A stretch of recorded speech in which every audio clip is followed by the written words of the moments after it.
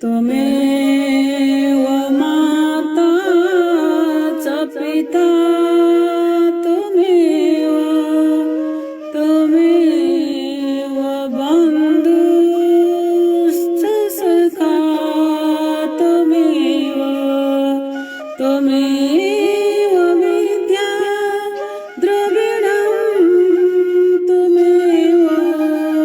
त्वमेव सर्वं मम देव त्वमेव सर्वं मम देव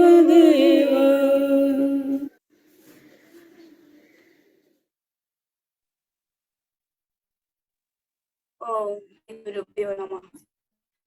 अनुदेगारं वागं सत्यं प्रियाहितं चयेत् स्वाध्याय व्यसनं चैव वाङ्मयं तप उच्यते।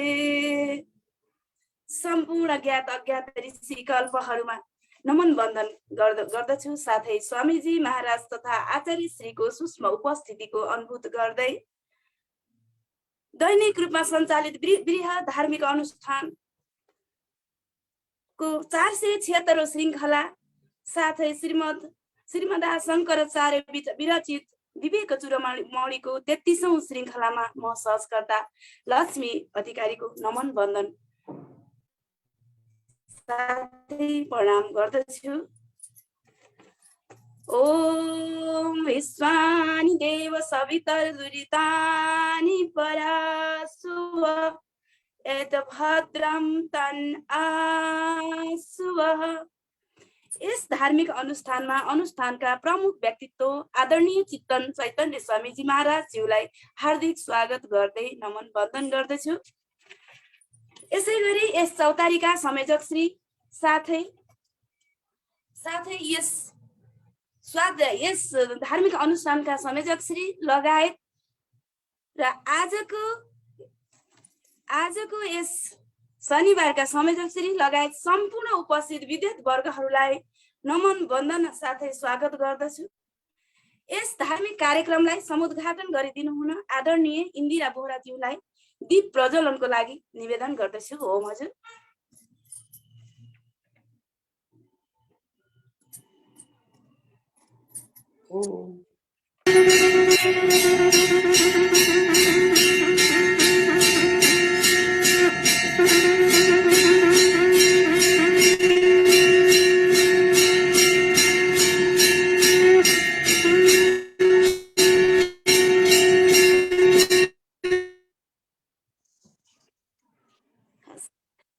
हाम्रो कार्यक्रम समुद्घाटन भइसकेको छ। अब विलम्ब नगरिकन कार्यक्रमलाई अगाडि बढाइदिनु हुन यस अनुष्ठानका प्रमुख व्यक्तित्व आदरणीय स्वामीजी महाराजलाई विनम्र अनुरोध गर्दछु र हाम्रो आदरणीय सुदर्शन गुरुज्यूलाई पनि म स्वागत गर्दछु।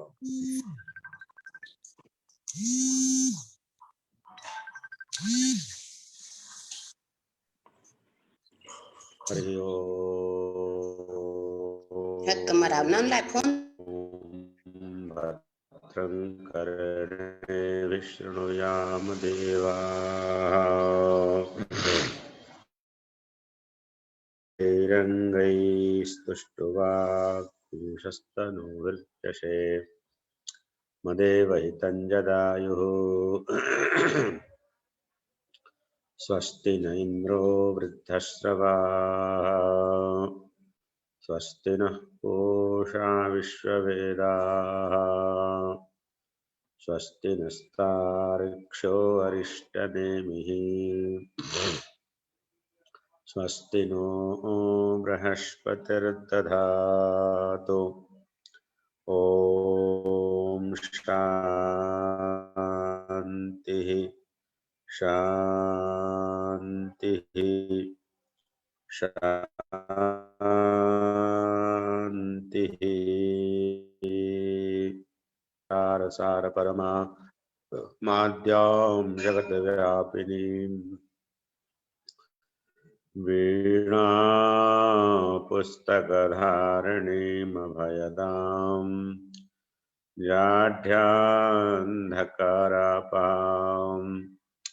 हस्ते स्फाटिकमालिकां विदधतीं पद्मासने संस्थिताम् वन्दे तां परमेश्वरीं भगवतीं बुद्धिप्रदां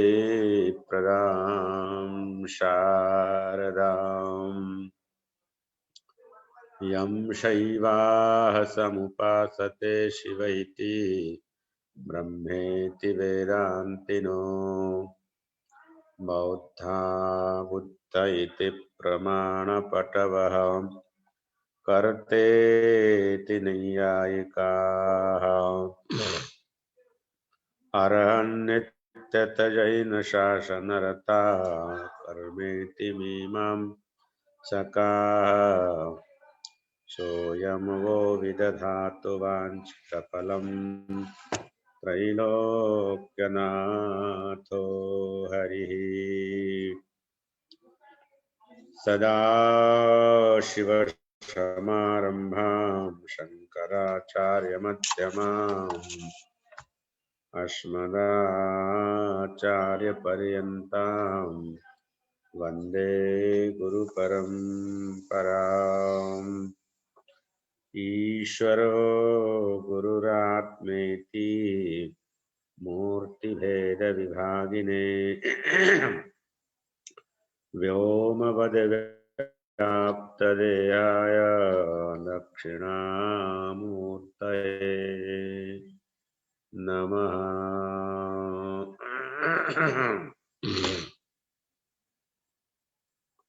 पतंजलि योग समिति योग 14 तारिखको आयोजनामा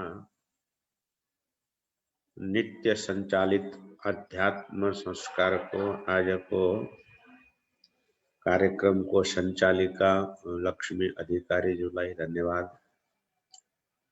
आजको कार्यक्रमलाई दीप प्रज्वलन गरी समुद्घाटन गर्नुहुने इन्दिरा बोहरा राम प्रसाद बस्तीजीलाई पनि देखाइयो। कमलाजी सबैलाई जसले दीपक प्रज्वलन गर्नुभयो, सधैँ दीपक प्रज्वलन गर्नेवाला महानुभावहरुमा धन्यवाद र स्वाध्याय सत्संग प्रेमी राष्ट्र सेवक भगवत भक्त अध्यात्म का पथिक संपूर्ण महानुभावहरु, स्नेहमयी भक्तिमयी मातृशक्ति सबैमा हार्दिक स्वागत अभिनन्दन र आजको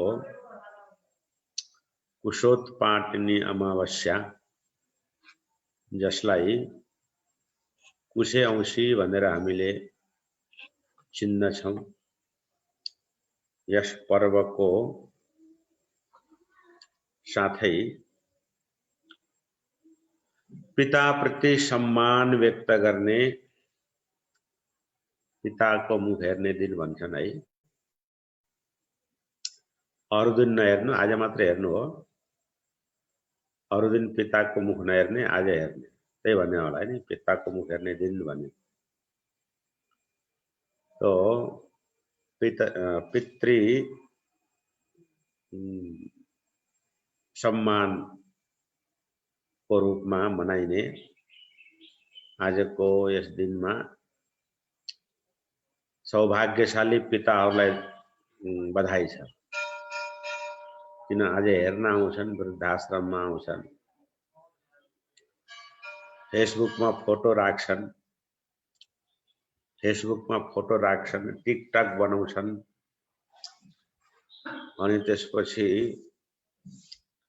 कहीँ पनि नबिक्ने सामान लिएर वृद्धाश्रममा जान्छन्।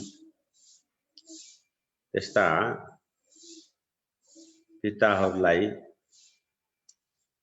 बधाई छ।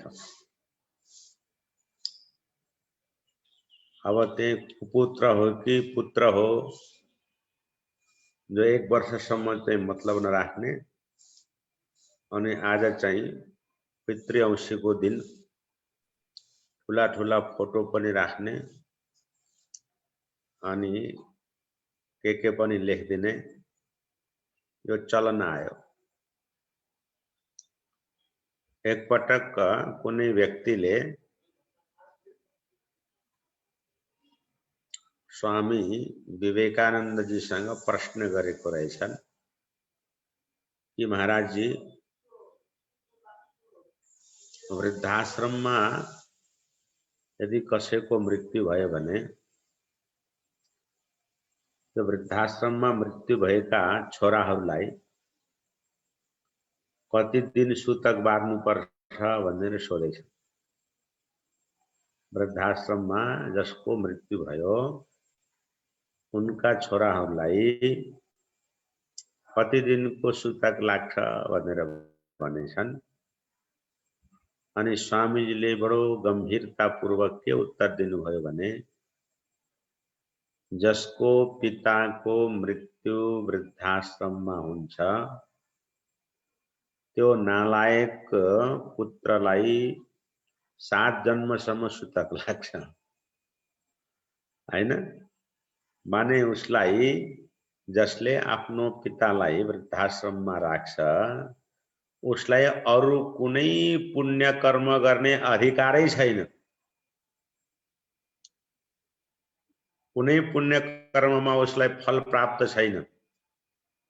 जसले मातापितालाई सेवा गर्न सकेन, जसको मातापिता दुखी छन् भने उसलाई अरु कुनै स्नान, जप, ध्यान, तीर्थ, व्रत, योग, हैन, जति पनि साधन वर्णन गरिएका छन् ती कुनै पनि साधन गर्ने अधिकार छैन। यो केही गरिहाल्यो भने पनि उसको फल उसले पाउँदैन।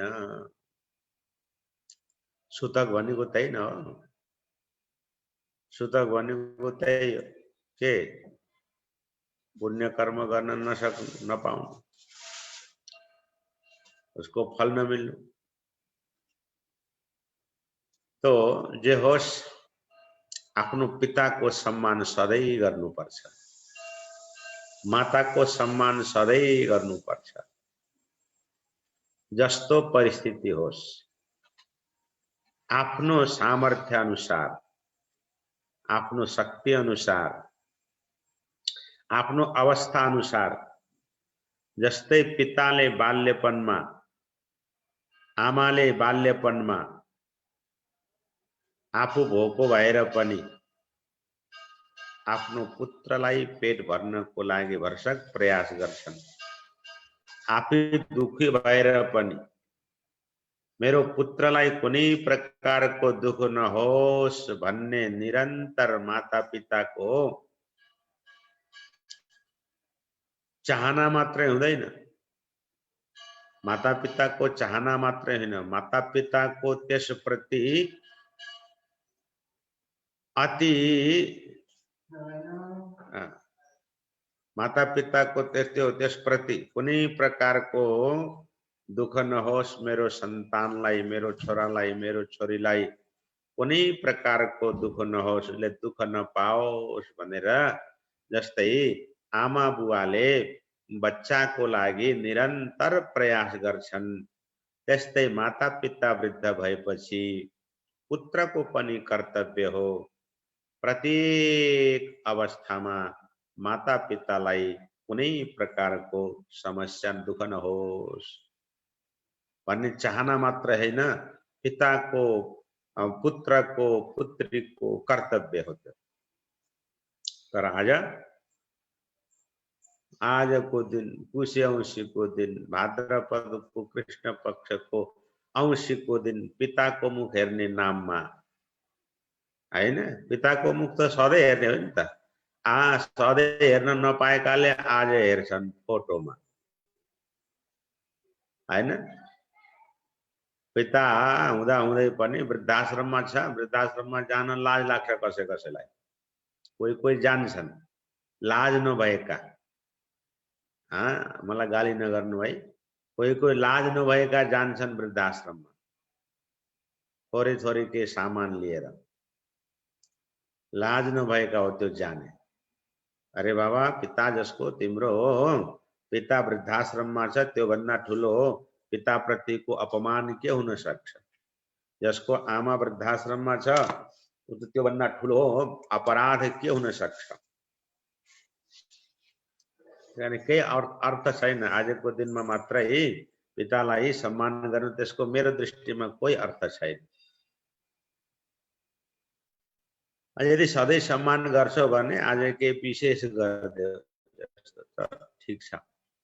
सधैँ गर्छौ भने आज के विशेष गरिदेऊ, आज के विशेष पिताजीलाई घुमाउन लैजाऊ, राम्रो चिजमा तीर्थमा लैजाऊ, त्यो अर्थ राख्छ।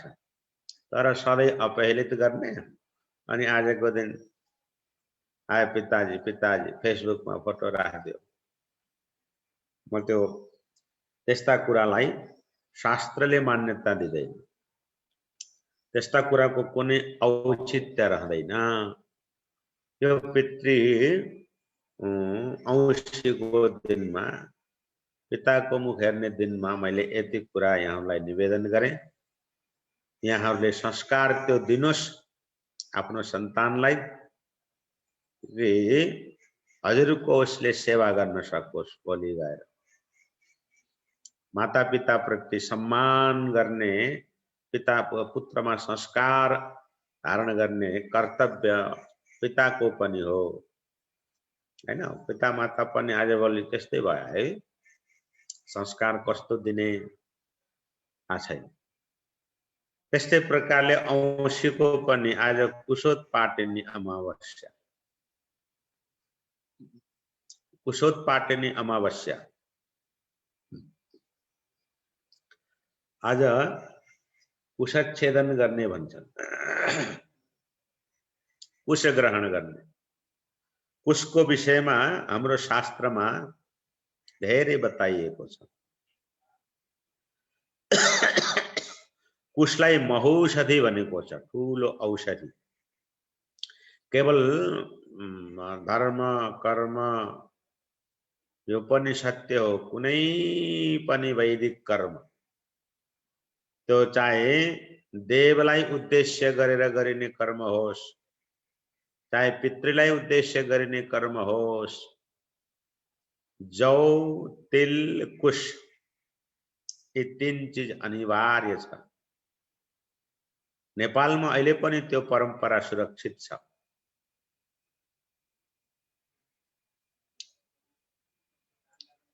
तो कुश औषधिहरूमा श्रेष्ठ भनेको छ। दर्भोय उग्र औषधिस्तम ते बध्नाम्या यायुपे, वेदमा यस्तो बताएको छ। यो कुश त्यस्तो औषधि हो जो तत्काल फल देने वाला, तत्काल फल देने वाला औषधि। आयु वृद्धि कारक भनेको छ कुशलाई, आयु वृद्धि कारक। त्यस कारणले प्रत्येक कर्ममा कुशलाई धारण गर्ने नियम बतायो हामीलाई। सन्ध्याको मन्त्रमा आउँछ, शतं जीवेम शरदः शतज्ञो शृणुयाम शरदः शतं प्रब्रवाम शरदः शतमदीनाः स्याम शरदः शतं भूयश्च शरदः शता। 100 वर्षसम्म इन्द्रिय तेज का साथमा बाँचौं। यो त्यो ओछ्यानमा होइन, ओछ्यानमा सुतेर अरूलाई सेवा गराएर होइन। यो शक्ति हामी सत्कर्मबाट, कुशको सेवनबाट प्राप्त गर्न सक्छौं। मनुष्य र कुशमा एक आपसमा अन्योन्याश्रित छन्। कुशका विभिन्न नामहरू छन्।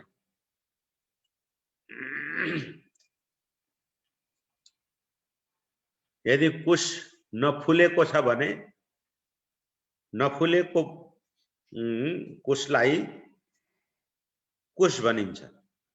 फुलिसकेपछि दर्भ भनिन्छ, या कहीँ कि कुश पनि भएको छ। जराको भागलाई कुतप भनिन्छ, अगाडिको भागलाई तृण पनि भनिन्छ। धेरै महत्व कुशका बताइएको छ। यदि तपाईलाई ओहो दूध धेरै बेर भयो राखेको, दूध अब तताएपछि यो फाट्छ कि भन्ने डर छ भने त्यसमा थोरै कुसा राखेर तताइदिनुस्, फाट्दैन। कहिले हुन्छ नि दूध फाट्ने डर हुन्छ, कसैले पानी थपेर तताउँछन्। पानी थपेर तताउनु पर्यो, त्यसमा थोरै कुसा राखेर त्यो दूध ततायो भने त्यो दूध फाट्दैन। परमात्माको शरीरको रौँबाट उत्पन्न भएको छ कुश। भगवानले स्वयं भन्नुहुन्छ, मम रोम समुद्भूता दर्भा पुष्टिकराः मताः। मम रोम समुद्भूता, मेरो रौँबाट उत्पन्न भएको दर्भ यानी कुश पुष्टिकरा मताः, शरीरलाई पोषण गर्ने वाला हुन्छ। पितृ कार्यमा, देव कार्यमा जसको उपयोग मात्रै होइन, यो रोग निवारण गर्ने वाला पनि हो, शान्तिकारक कुश हो। भगवान अगाडि भन्नुहुन्छ, दर्भा विभूतिर्मे तार्क्ष मम रोम समुद्भुवाः अतस्तत्स्पर्शनादेव स्वर्गम गच्छन्ति मानवाः। दर्भ विभूतिर्मे तार्क्ष, हे गरुड़ जी, यो कुश मेरो ऐश्वर्य हो, विभूति हो, मेरो रोमबाट उत्पन्न भएको हो। कुशको स्पर्शले मात्र मनुष्य स्वर्ग जान्छ। अतः प्रत्येक कर्ममा कुशको प्रयोग हुन्छ। कुशमूले स्थितो ब्रह्मा कुशमध्ये जनार्दनः कुशाग्रे शंकरो देवा त्रयो देवाः कुशे स्थिताः। तीनै देवता कुशमा स्थित छन्, ब्रह्मा विष्णु महेश। मूलमा ब्रह्मा, मध्यमा जनार्दन, अग्रमा भोलेनाथ। गरुड़ पुराण बताइएको छ।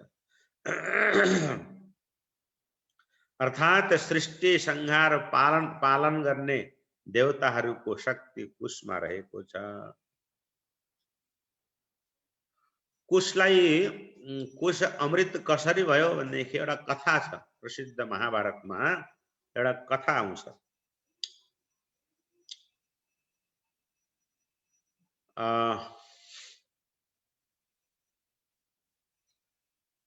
गरुड़ की माता र नाग की माता दुवैमा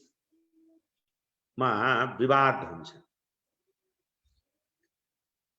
नागहरूले, कद्रुले गरुड़ की माता विनतालाई छलले पराजित गरेर आफ्नो सेविका बनाएका थिए। विनता गरुड़ की माता, कद्रु सर्पहरू की माता। विनता बडा सोझी, कद्रु थोरै अलिकता बदमाश उटपटाङ। अनि छलले उनलाई पराजित गरेर दासी बनाइन् विनतालाई। आमा दासी भएपछि पुत्रहरू पनि अब त्यस्तै हुने भए। अनि आफ्नो मातालाई दासत्वबाट मुक्त गर्नको लागि गरुडजीले कद्रुलाई भन्नुभयो, के छ उपाय मेरो आमालाई दासत्वबाट मुक्त गराउनको लागि? अनि कद्रुले भनिन्, यदि स्वर्गबाट अमृत ल्याएर यदि तिमीले मलाई मेरो पुत्रलाई दियो भनेदेखि तिम्रो मातालाई म दासत्वबाट मुक्त गराउँछु।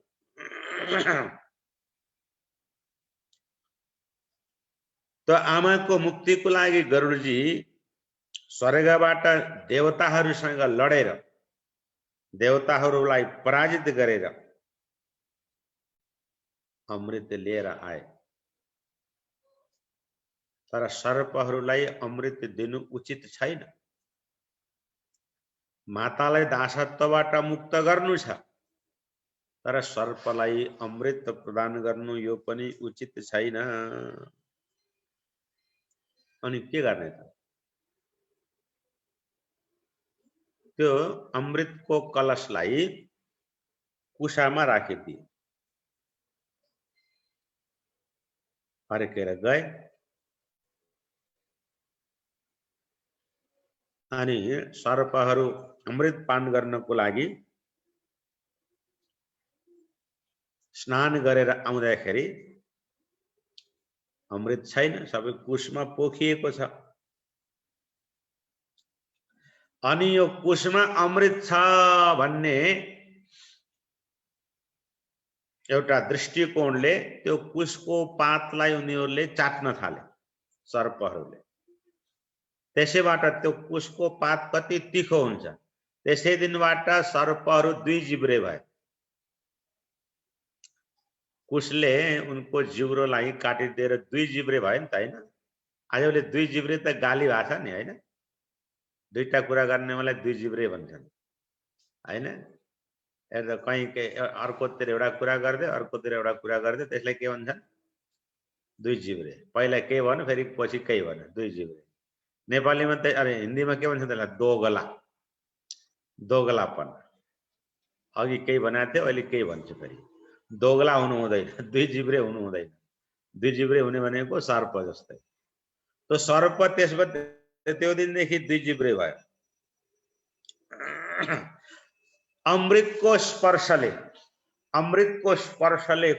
कुश पवित्र भए। यस कारणले अमृतको स्पर्श भएको कुश धारण गर्नाले शरीरमा शक्तिको सञ्चार हुन्छ, रोग निवारण हुन्छ।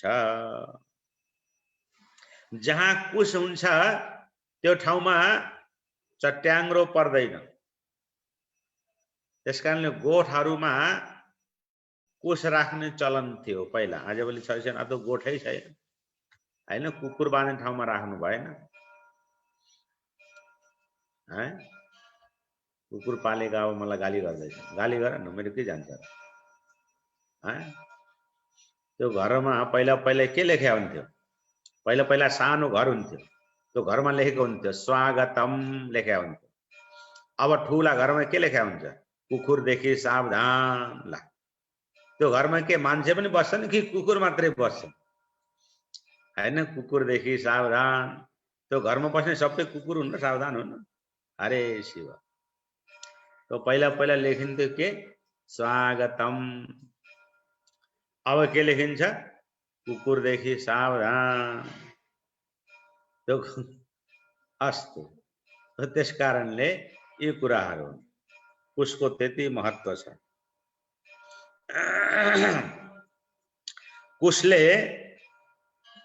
कुशको प्रयोगले कुशको आसन त्यस कारणले महत्त्वपूर्ण बताएको। शरीरमा आउने जुन प्रतिकूल तरङ्गहरू छन् त्यो प्रतिकूल तरङ्गलाई हटाइदिन्छ। त्यसकारणले कुशमा बसेर ध्यान गर्नाले ध्यान छिटो लाग्छ।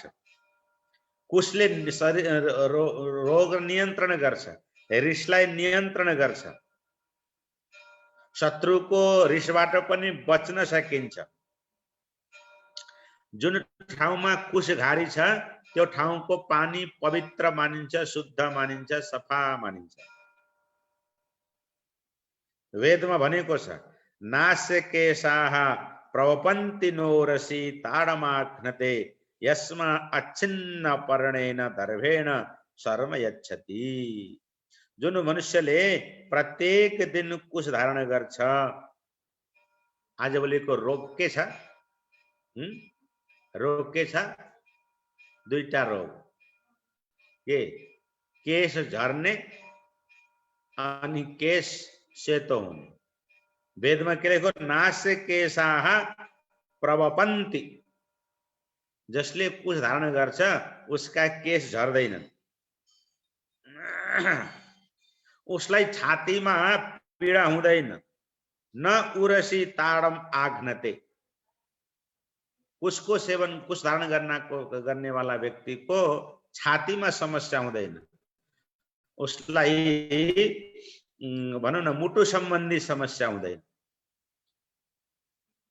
त्यसकारणले यसमा अच्छिन्न परणेन दर्भेण शर्म यच्छति, यसरी यसलाई गहनाको रूपमा हामी प्रयोग गर्छौं, अंगुठी धारण गर्छौं। त्यसकारणले यो यति महत्व कुशको धेरै छ। कुशाग्रैस्तर्पयेत् देवान् मनुष्यान् कुश मध्यतः द्विगुणो कृत्य मूलाग्रैः पितॄन् सन्तर्पयेत् द्विजः। देवताहरूलाई कुशको अग्रभागले, बीचको भागबाट ऋषिगणलाई र जराबाट पितृहरूलाई तर्पण गर्नु। कु भनेको पृथ्वी, स भनेको सुत्नु। जहाँ पृथ्वीको वास छ त्यसको नाम कुश हो। त्यो कुशको धेरै महत्व छ, जति यसको बखान गरे पनि कुशको धेरै महत्व छ। कुशको महत्व बताएर सकिँदैन। यस कारणले आजको यस कुश उत्पाटनी अमावस्या। अर्को कुरा आजभोलि फेरि त्यो थोरै छुटेछ, के भने कुशलाई काट्ने चलन भएछ। कुशलाई काट्ने होइन, नामै हो कुश उत्पाटनी। कुशलाई त निकाल्ने हो, कुशलाई उखेल्ने हो। उत्पाटनी भनेको उखेल्ने। त्यो कुश धेरै उसमा धार्मिक क्रियामा, पितृकर्ममा त्यो कुशको महत्व हुन्छ। आजभोलि त उखेल्न सकेन अनि काट्न सुरु गरे। कुश कर्तनी थोडी छ, कुश उत्पाटिनी अमावस्या हो। यसरी यहाँहरूलाई यस महान अवसरमा सबैलाई धेरै धेरै धन्यवाद छ। एकछिन बस्न सक्नुहुन्छ। अब आजको विषय, आज 80 सम्म हामीले हिजो अभ्यास गरेका थियौं। आज जो आवृत्तिमा हुनुहुन्छ उहाँहरूले 81 श्लोक आज कुशको महत्व र पिताको मुख हेर्ने विषयमा थोरै प्रसंगवश भन्दाखेरि थोरै समय लिइदिए, यसको लागि क्षमा चाहन्छु। र विचार चाहिँ गर्नु, फेरि जोगीले भनेको कुरो त्यसै भन्दैन। जोगीले त्यसै भन्दैन। माता पिताको सम्मान हैन, सारा तीर्थ व्रत जप ध्यान यी सब एक ठाउँमा छन्, यी सब एक ठाउँमा छन्। केवल जसले माता पिताको सम्मान। अब आजको प्रसंग फेरि मलाई याद आयो। फेरि अब याद आएपछि भन्नु पर्यो नि। भगवान जब भोलेनाथले भन्नुभयो कि जसले सम्पूर्ण पृथ्वीको परिक्रमा गर्छ, दुईटा प्रसंग आउँछन्। एउटा गणेश र कार्तिकेयको विषयमा अनि अन्य देवताहरूको विषयमा। जसले छिटो परिक्रमा गरेर आउँछ उसको बिहा छिटो हुन्छ भन्नुभएछ भगवान भोलेनाथले। दुई भाइलाई, गणेशजीलाई पनि बिहा गर्नुपर्ने, कुमारजीलाई पनि बिहा गर्नुपर्ने। जसले छिटो परिक्रमा गरेर आउँछ उसको बिहा म पहिले गरिदिन्छु भन्नुभएछ। अब गणेशजी कुमारजी त अब मयूरमा चढेर हिँड्नु भयो पृथ्वीको परिक्रमा गर्नको लागि। बिचरा गणेशजी अब के गर्ने, मुसोमा विराजमान भएर कहाँ कसरी जाने। उहाँको पालो माता पिताले एक आसनमा बसाउनु भयो, ल बस हैन, यहाँ बस्नु भयो, आमा बुवालाई बसाउनु भयो र माता पिताको परिक्रमा गर्नुभयो र भन्नुभयो, ल मैले माता पिताको परिक्रमा गरिसकेपछि 7 बार ब्रह्माण्डको परिक्रमा गरे। यो माता पिताको महत्व त्यो छ। अनि बिहानको क्लासमा एउटा प्रश्न आएको थियो। के प्रश्न आयो भने कि आजको दिन कुशे औँसीको दिन नै पिताको मुख हेर्ने यसको के छ यसमा भनेर सोध्नु भएको थियो एकजना भक्तले। अब त्यो हाम्रो कहीँ इतिहास पुराणमा यसको कारण त लेखेको छैन कि आजै किन हो, तर यसो मैले आफ्नो विचारले मनलाई भन्ने, प्राचीन कालमा के हुन्थ्यो, 50 वर्ष 55 वर्ष भएपछि वानप्रस्थमा जाने चलन थियो। आज पितृमुख किन हेर्ने, कसरी त वानप्रस्थमा जाने चलन थियो। आफ्ना पुत्रलाई विवाह गरिसकेपछि सम्पूर्ण जिम्मेदारी दिएर पिताहरू जान्थे वानप्रस्थमा। वानप्रस्थमा जानुको मतलब घरबाट थोरै अलग भएर हैन, अनि आफ्नो साधन भजन गर्ने चलन थियो। आजभोलिको जस्तो होइन कि घरमै टाँसिरहने, बुढो भएर पनि घरमै टाँसिरहने, छोराबुहारीको भारी बन्ने चलन त्यति बेला थिएन हैन। अलि टाढा भएर बस्थे, छोराबुहारीलाई पनि आनन्द हुन्थ्यो, आफू पनि आनन्द हुन्थे। छोराबुहारीले बिचबिचमा गएर देखरेख गर्ने, के चाहियो कस्तो चाहियो त्यो हुन्थ्यो। अनि अब तर वानप्रस्थ आश्रममा बस्दा सम्पूर्ण वैदिक कर्म गर्नुपर्ने आवश्यकता हुन्थ्यो सन्यास नलिएसम्म। त्यसकारणले त्यो वैदिक क्रिया सम्पादन गर्नको लागि कुश चाहियो। अनि छोराहरूले के गर्थे त, कुश लिएर आमा बुवा भएको ठाउँमा जाने गर्थे कुशे औँसीका दिन। त्यसकारणले पनि सायद यो कुशे औँसीको दिन माता पितालाई सम्मान गर्ने चलन भएको होला जस्तो लाग्छ। जे होस्, जसरी पनि होस्, यो फेरि आजको दिन पिताको मुख हेर्ने, पितालाई सम्मान गर्ने, फोटो छाप्ने भनेको नेपालमा मात्रै हो। हिन्दूहरूको चाड भए तापनि अन्य देशका, भारतमा पनि यो चलन छैन। कुशोत्पाटिनी छ, कुशु खेल्ने चलन छ, तर यो पितृमुख हेर्ने भनेर उहाँ चलन छैन। यो हाम्रो नेपालको मौलिक चलन हो हैन। यसको आशय यही हो कि मान्नेवालाले सधैँ पिताको सम्मान गर्ने, नमान्नेवालाले आज गरे यसो नाटक गरिदिने है, नाटक गर्ने, फोटो छपाउने, फेसबुकमा फोटो, मेरो पिताजी मेरो माताजी हैन। फेरि भोलिदेखि फेरि त्यही 81 श्लोक पढौँ। आज को हुनुहुन्छ आवृत्तिमा? आपात वैराग्यवतो मुमुक्षून्, आपात वैराग्यवतो मुमुक्षून्, भवाब्धिपारं प्रतियातुमुद्यतान्, भवाब्धिपारं प्रतियातुमुद्यतान्, आशाग्रहो मज्जयतेऽन्तराले, आशाग्रहो मज्जयतेऽन्तराले, निगृह्य कण्ठे विनिवर्त्य वेगात्, विगृह्य कण्ठे विनिवर्त्य वेगात्,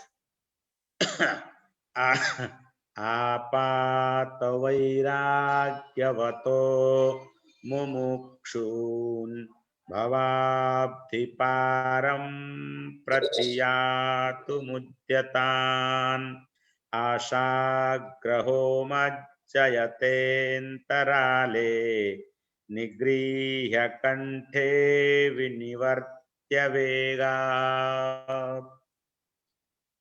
आपात वैराग्यवतो मुमुक्षून्, भवाब्धिपारं प्रतियातुमुद्यतान्, आशाग्रहो मज्जयतेऽन्तराले, विगृह्य कण्ठे विनिवर्त्य वेगात्।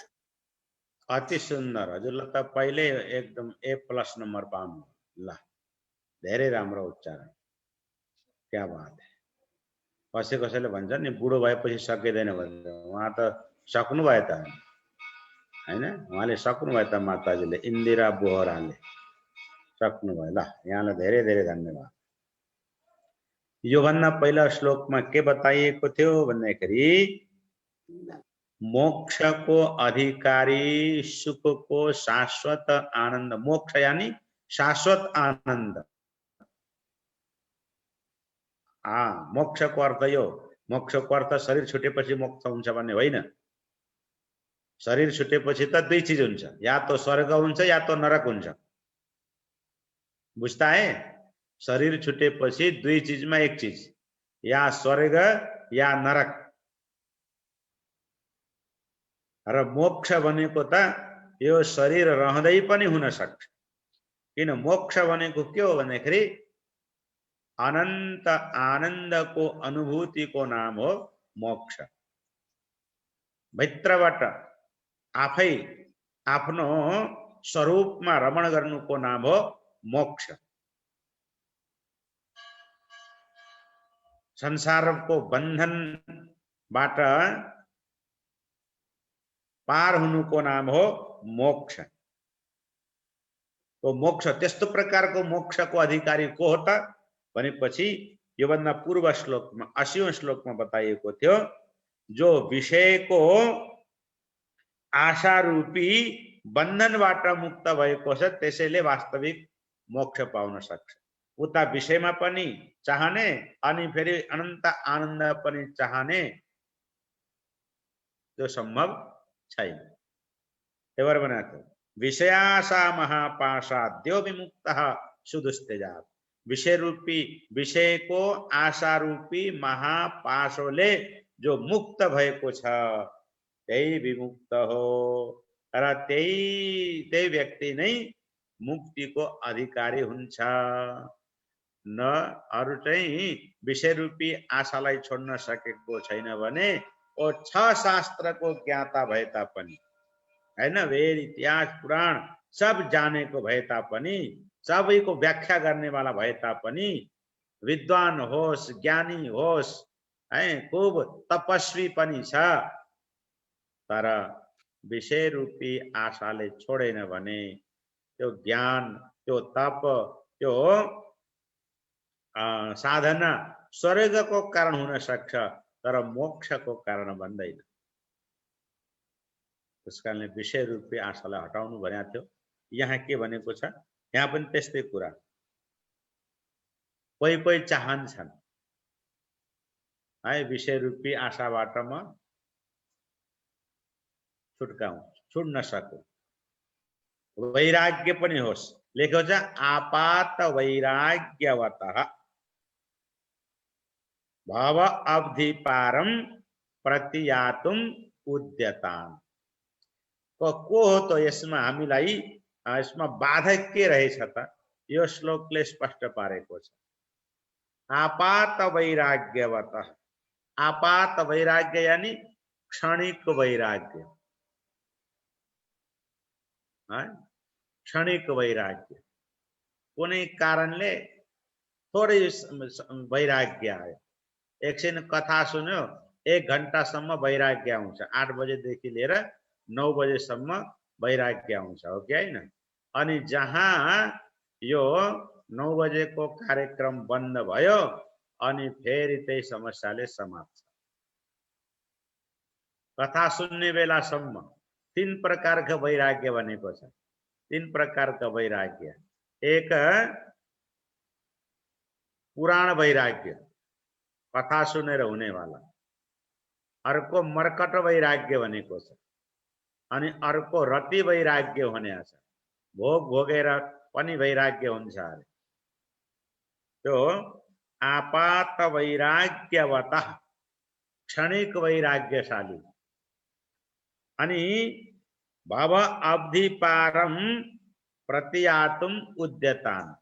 भव यानी संसार, जन्म मरण रूपी जुन संसार हो त्यसलाई पारम प्रतियातुम उद्यतान्। यो भव जन्म मृत्यु रूपी संसारलाई पार गर्नको लागि जो उद्यत छन् त्यस्तालाई कसले बिगार्छ? उनले आशा ग्रह, त्यस्ता व्यक्तिलाई साधकलाई त्यस्ता मुमुक्षुजनलाई आशाग्रह आशा रूपी जुन गोही हैन वैराग्य एकछिन भयो एकछिन फेरि आशा पलाउँछ आशा रूपी जुन गोही हो त्यसले के गर्छ वेगात विनिवर्त्य वेगात वेगात यानी अति शीघ्र चालले वेगले विनिवर्त्य फर्काइदिन्छ विनिवर्त्य वेगपूर्वक फर्काइदिन्छ र फर्काएर के गर्छ कण्ठे निगृह घाँटीमा समाउँछ चाहना आशा वासना यसले के गर्यो बोले कण्ठे निगृह घाँटीमा समाएर अन्तराले मज्जयते अन्तराले यो आशा रूपी कुवामा या संसार रूपी कुवामा डुबाइदिन्छ हैन आशा त्यस्तो खतरनाक ग्रह हो हाथीलाई डुबाए जस्तै हैन भागवतमा कथा सुनेछ नि गजेन्द्र मोक्षको गजेन्द्र गजराजको कति चाहना भयो म बाँचिरहूँ म फर्किन पाऊँ तर के गर्ने त त्यही बेलामा ग्रह आयो त्यो ग्रह को हो त ए आशा रूपी ग्रह हो चाहना रूपी ग्रह हो वासना रूपी ग्रह हो अर्थात वही हो त्यसलाई यो आशा गर्ने वाला जीव रूपी जुन हाथी हो उसलाई डुबाइदिन्छ यस कारणले मुक्तिको लागि पहिलो आवश्यकता पहिलो चाहना हामीले सुरुबाट पढ्दै गयौं पहिलो मार्ग के हो विवेक पहिलो के चाहियो विवेक चाहियो हैन सत्य के हो असत्य के हो नित्य के हो अनित्य के हो वस्तु के हो अवस्तु के हो म को हो शरीर के हो भन्ने चिजलाई भन्ने विवेक पहिलो बाटो विवेक भएपछि अब सत्य र असत्यको बोध भएपछि नित्य र अनित्यको बोध भएपछि अब के गर्ने वैराग्य चाहियो यानी असत्य प्रति जो राग भएको छ त्यसबाट वैराग्य चाहियो हैन जति पनि अनात्म वस्तु छन् चाहे शरीर होस् शरीरका सम्बन्धी हुन् धन दौलत यी सबै प्रतिको जुन चाहना वासना त्योबाट रहित हुनु अब यो श्लोकले के भन्छ आपात वैराग्यवतः क्षणिक आवेश आयो क्षणिक आवेशको अवस्थामा गुरुको प्राप्ति भयो भनेदेखि त ठिकै छ जस्तै ध्रुवलाई भयो ध्रुवलाई पनि वैराग्य भएको थियो नि आमाको कुरा सौतेनी आमाको कुरो सुनेर त्यति बेला नारदजी आउनुभयो तर पनि ध्रुवको मनमा वासना मिटेको थिएन उनको चाहना यही थियो मेरा पिता पुर्खाले पनि प्राप्त गर्न नसकेको त्यो पद म पाऊँ भन्ने ध्रुवको मनमा गएन त्यसकारण त्यो आपात वैराग्य त्यसलाई भनिन्छ क्षणिक वैराग्य हैन कुनै कारणले आयो वैराग्य कसैले अब कसैले अब हामीलाई पनि हुन्छ त्यस्तो के चेलाहरूले भनेको मान्दैन अनि वैराग्य हुन्छ बेकारमा यो गुरुकुल चलाइएछ भन्ने हुन्छ हैन नपढेपछि अनि भनेको नमानेपछि कहिले कहिले त्यस्तो हुन्छ बेकारमा यो गुरुकुलको लप्टामा परिएछ भन्ने हुन्छ त्यस्तै यी पितामातालाई पनि हुन्छ होला कि हुँदैन हुन्छ फेरि एकछिन पछि फेरि आहा मेरो नानी मेरो प्यारो बाबु भने अनि मक्ख परे अनि बुढो भएपछि फेरि ती नानी प्यारा नानी बाबालाई बस आजको दिन मात्र याद आउँछ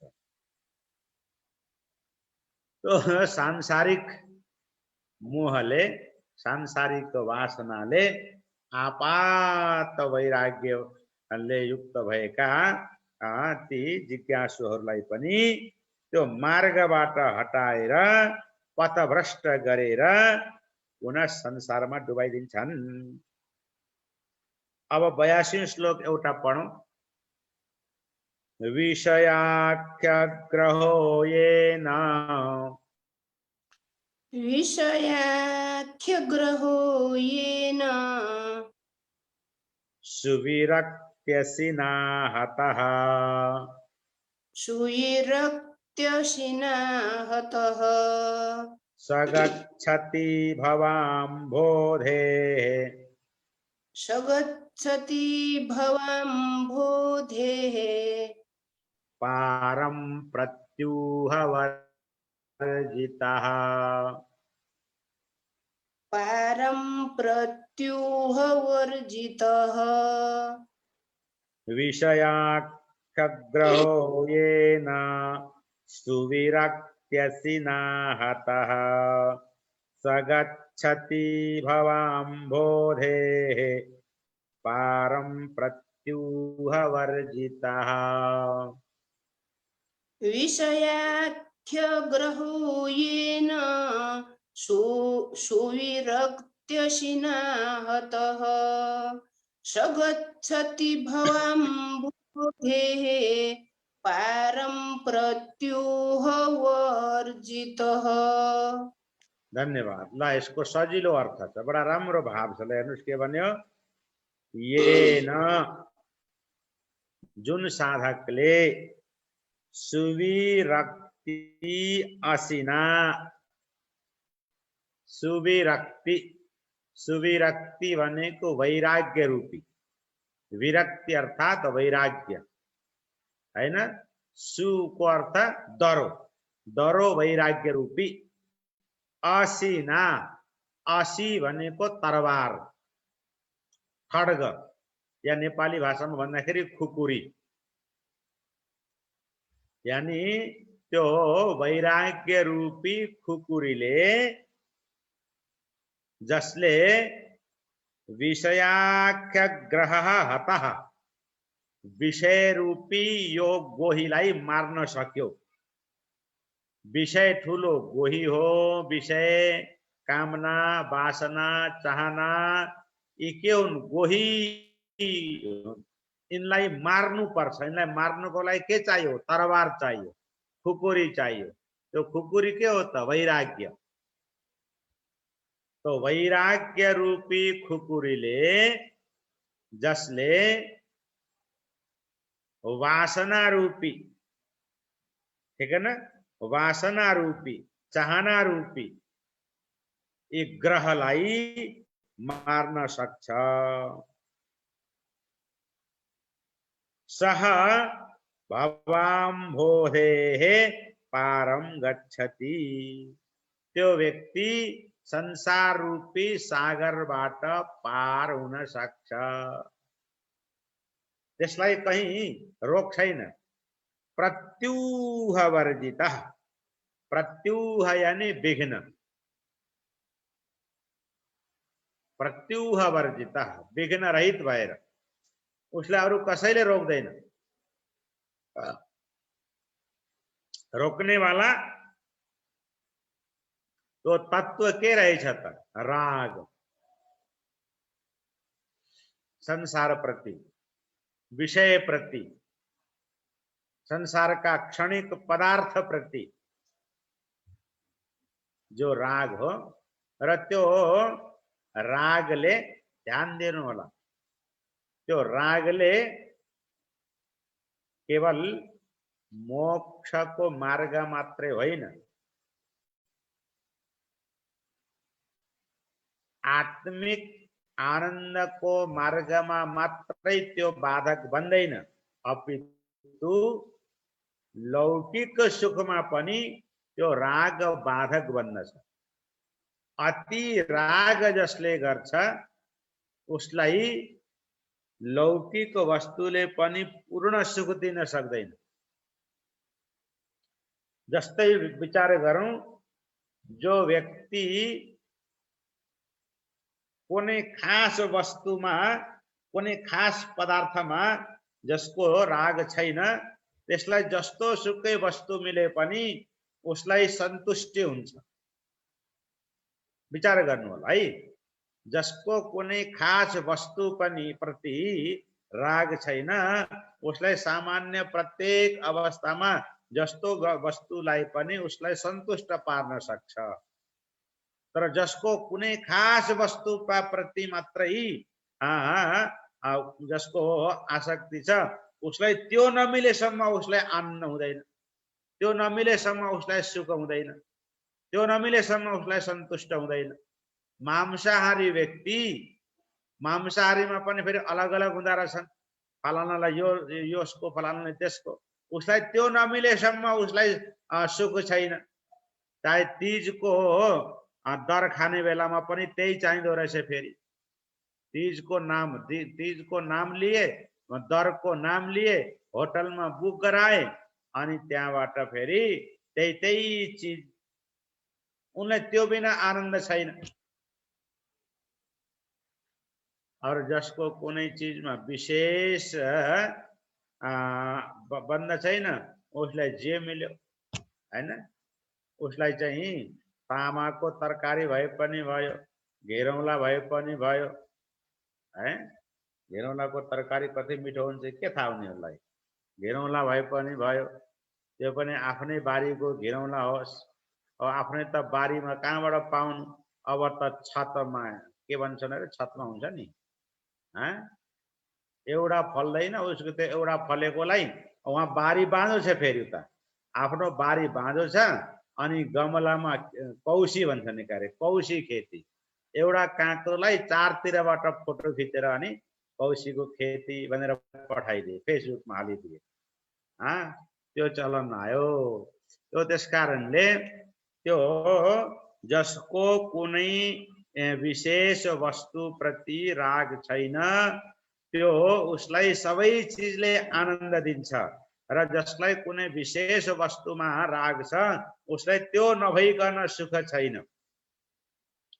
त्यसकारणले व्यवहारिक सुखको लागि पनि, लौकिक सुखको लागि पनि के चाहियो?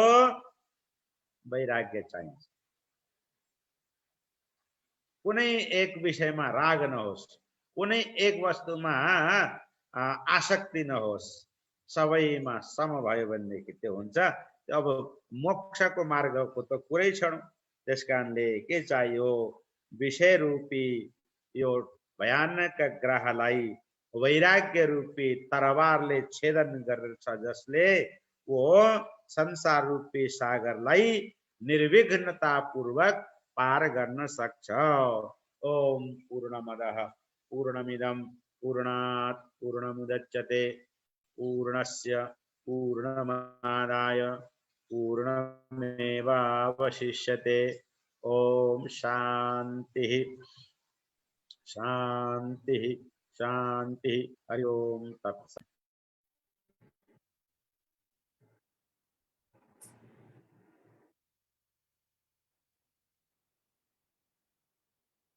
धेरै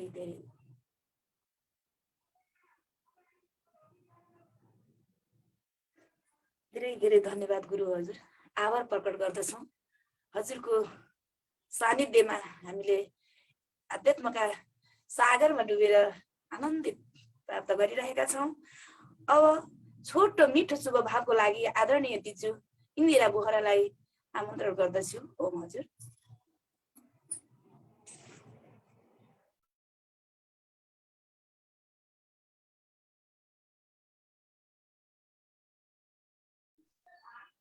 शान्ताकारं भुजगशयनं पद्मनाभं सुरेशं विश्वाधारं गगनसदृशं मेघवर्णं शुभांगं लक्ष्मीकान्तं कमलनयनं योगिभिर्ध्यानगम्यं वन्दे विष्णु भवभयहरं सर्वलोकैकनाथम्।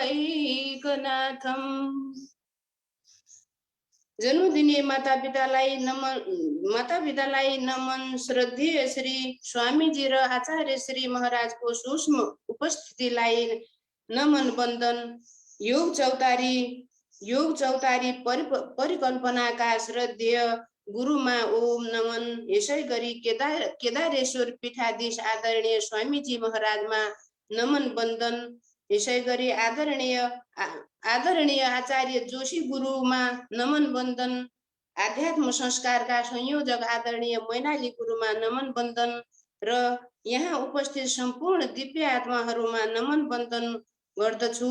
गुरुजीका मुखारविन्दबाट पवित्र भगवत ज्ञान सुन्न पाउँदा अत्यन्तै हर्ष विभोर भएकी छु। अति नै आभारी छु गुरुदेव। आध्यात्म संस्कारमा आज आवृत्ति गर्न पाउँदा आदरणीय बिजु बहिनी लगायत यहाँहरूमा आभार व्यक्त गर्न चाहन्छु। यसै गरी आगामी दिनहरूमा पनि निरन्तरता पाइरहँ भन्ने आशा राख्दै बिदा हुन्छु। ओम। धन्यवाद दिदी हजुरको छोटो मिठो शुभ भावको लागि। र अब प्रविधिमा बसेर सहयोग गर्नुहुने सम्मानित व्यक्तित्वलाई धन्यवादका साथै मिठो भजनका साथ कार्यक्रमलाई समापन गरिदिनु हुनको लागि अनुरोध गर्दछु। ओम।